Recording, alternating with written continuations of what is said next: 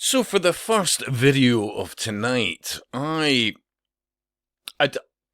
about well apparently 9 hours ago I put up. I was always outside as a kid, wasn't even forced. They had to force us to come back inside, and that's true. Seriously, and people could say it's romanticism, but and believe me, you could do so many videos and different examples just on this subject alone, right? They never kid gloved us. And one of the reasons they never kid gloved us was there was much more of a genuine community in the places that you stayed. And don't get me wrong, many adults would call children, if they were behaving badly, well, fairly descriptive terminology. Yeah, and for good reason. Children could absolutely be little shines. Yeah? But through being out and running about and everything from running over gardens, that was the thing for me in Clarmiston, like no doubt many people across the UK and other Western nations at the time. Yeah? Chicken runs, jumping over gardens, feeling like Rambo before you even saw Rambo. Yeah, the action man aspect as you rolled about as children and emulated your heroes or whatever else, and it was part of the innocence of childhood. And yeah, we'd be doing crazy things with bikes. And remember, this was back in the day in schemes, and for me it was Clarmiston at the time, where you had it was fairly hilly in parts, and there you are flying down on a bike, and cars could come out, absolutely. But back then, most adults knew children, by and large, didn't have a care in the world. Yeah, so you would factor that in. Yeah, and we'd be building things like go-karts and so many, and for braking systems, that was basically the soles of our feet and, trainers or whatever, or shoes. And there was, yet again, an innocence to that, in no small way, down to, well, you learnt mistakes very quickly, yeah? In an environment where you lived through, by and large, the lesson.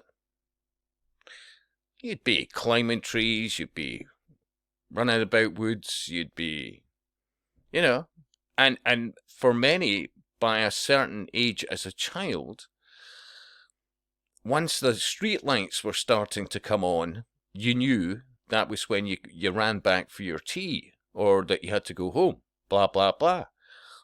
There is such complexity to this, and what governments around the world have done under the guise of keeping people safe and the righteous, yeah, is to kid glove, quite literally, children into a situation where they're basically, in many instances, childlike adults, because they lack so much experience of the bumps and the scrapes that you learnt from. Your confidence to be able to interact with other children, blah, blah, blah. Bonding with people, mates, friends, etc., etc. And as you grew older and you had some more formal experience, I don't know, for me it was possibly for a small amount of time, the BBs. I remember we went camping and those huge catering boxes of cornflakes and the likes, and of course, as a child, you would never experience that normally because your idea of cornflakes was a wee box, yeah, by and large. And so, in so many ways, even the lighting of fires and, within a controlled environment, i.e. the BBs, the Cubs, the Cub Scouts, all the rest of it, you were learning things alongside growing up as children in your environment, your housing estate, your wherever. And it was all to the better. Seriously, it was. Because historically, if you turn societies into lightweights, then that's when tyranny can just overwhelm, quite literally, nations.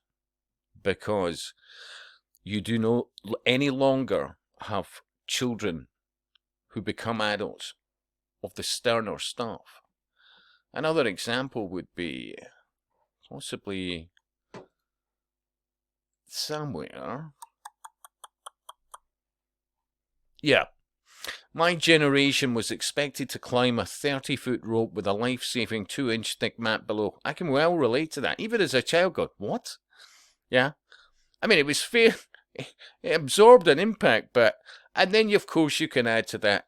Children, you know, your bones are still growing. They're fairly soft. They're more...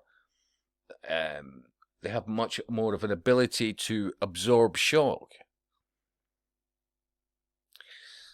But yeah, cut lips, whatever else, blah, blah, blah. It wasn't like you need a safe space.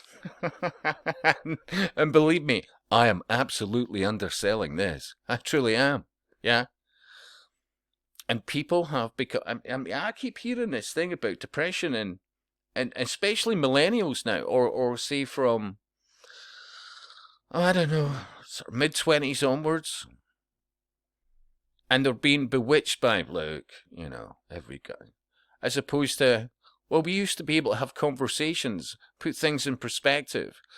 Yeah, quite rightly make light of certain aspects because you put it into perspective. As opposed to, well, nobody knows what you're going through. Right. Well, how's that going to identify creating a solution? You know, there, and take some antidepressants.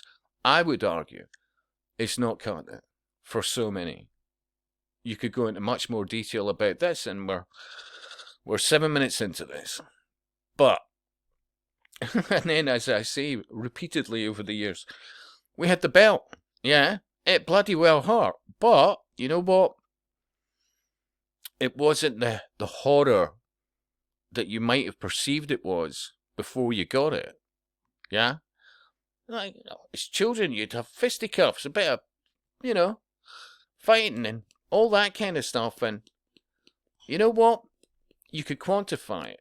Right, okay, I'll get a burst lip, but blah, blah, blah. And seriously, life will throw you much more than that. And people aren't getting to have the experience in their formative years that will last them right throughout their life to their betterment and others.